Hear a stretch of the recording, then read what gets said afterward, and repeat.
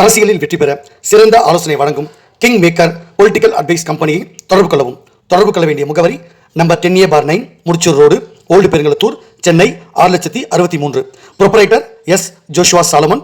தொலைபேசி எண் 9677006526.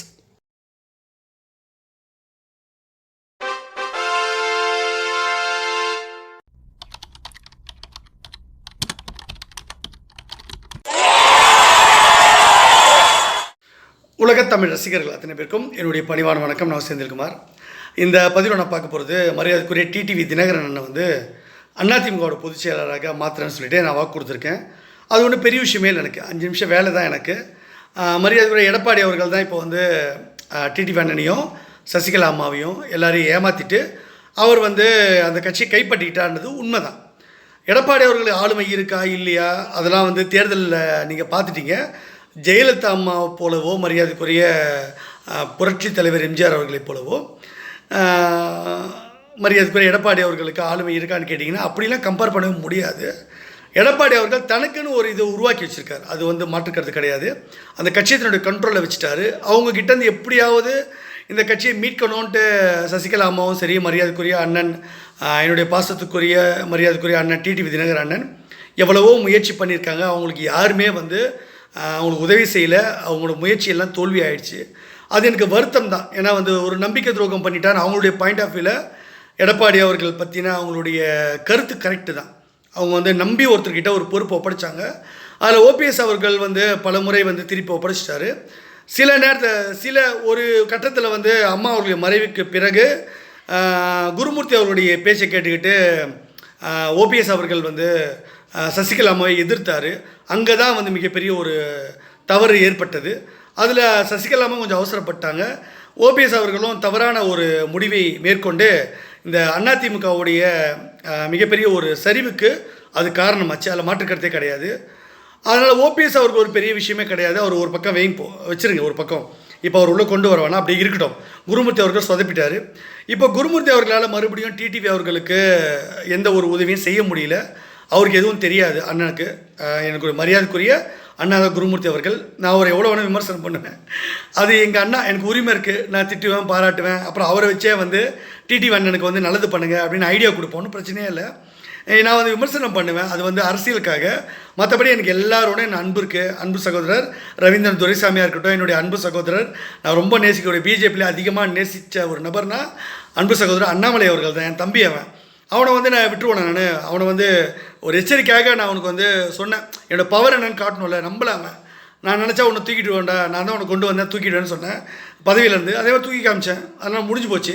அடுத்தது அவனை கொண்டு வரதுக்கு நான் ஏற்பாடு பண்ணுறேன். இப்போது வந்து நான் பல விஷயம் பண்ணி முடிச்சிட்டேன். இப்போ ஒரு கட்டம் தான் இருக்குது. இப்போ எடப்பாடி அவர்களுக்கு நான் வந்து ஒரு கடிதம் கொடுத்துருந்தேன், சில விஷயங்கள் செய்யணுன்னு.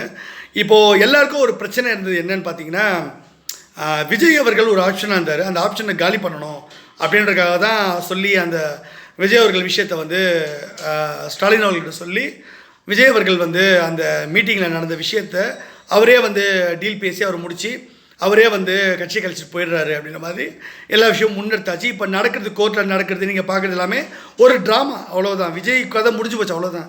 விஜய் இனிமேல் வரப்போகிறதில்ல. அவர் வந்து வரதா இருந்தால் இப்போது அவர் வந்து ஓடி போயிருக்க மாட்டார். ஸோ அதில் முடிஞ்சு போச்சு. இப்போ அடுத்த கட்டம் என்னன்னாக்கா, மரியாதைக்குரிய அண்ணன் டிடிவி தினகரன் அவர்களை அதிமுகவோட பொதுச் செயலாளராக உட்கார வைக்கணும். இது சாத்தியமாக நிறைய பேர் கேட்பாங்க. அண்ணனே சொல்லியிருக்காரு, டிடிவி அண்ணனே என்ன சொல்லியிருக்காருன்னா, நான் வந்து தனியாக ஒரு கட்சி ஆரம்பிச்சிட்டேன். நான் வந்து அம்மா மக்கள் முன்னேற்றம்னு ஒரு கட்சி ஆரம்பிச்சிட்டேன்.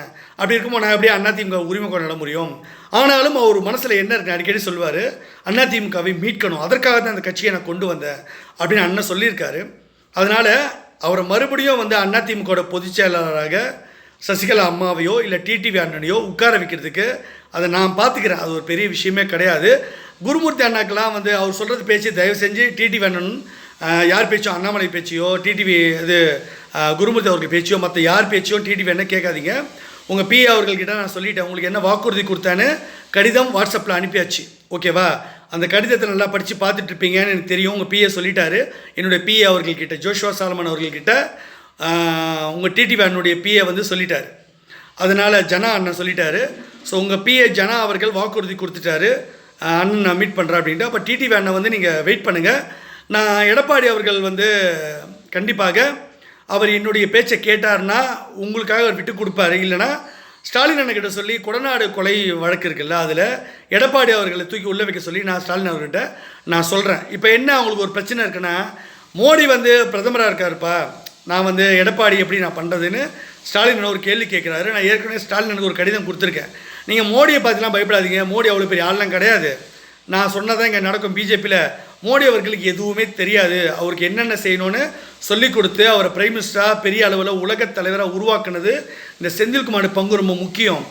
அவங்களுக்கு வந்து ஆட்சி அதிகாரத்தில் இருக்கும்போது அங்கே பொலிட்டிக்கல் அட்வைஸ்லாம் சில பேர் வச்சுருப்பாங்க, ஆனால் அவங்களுக்கெல்லாம் எதுவும் தெரியாது. நான் சொல்கிறத தான் அவங்க சொல்லுவாங்க மோடி அவர்களுக்கு.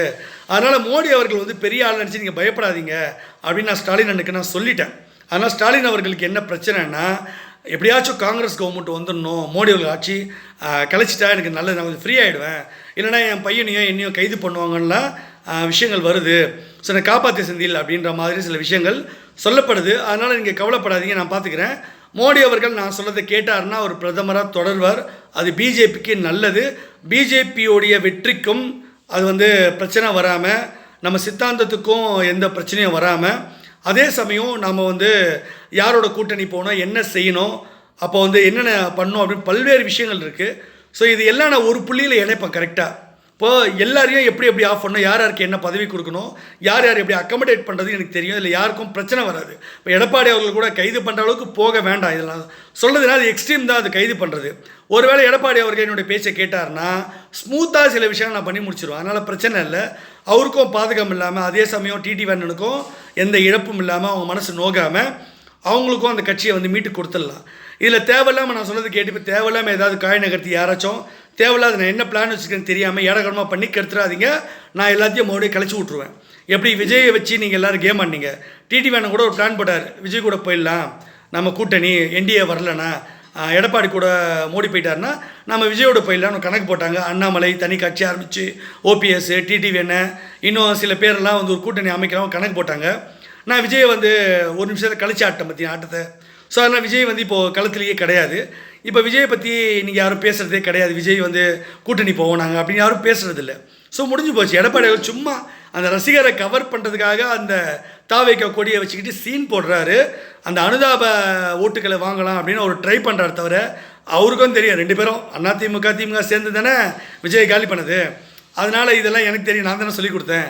அதனால் அவர் போடுறதுலாம் ஒரு கணக்கு. ஆனால் நான் நினச்சேன்னா எடப்பாடி அவர்களை இது அதிமுக பொதுச் செயலாளர் பதவியிலேருந்து தூக்குறது எனக்கு சொடக்கு போடுற நேரத்தை தூக்கிடுவேன்.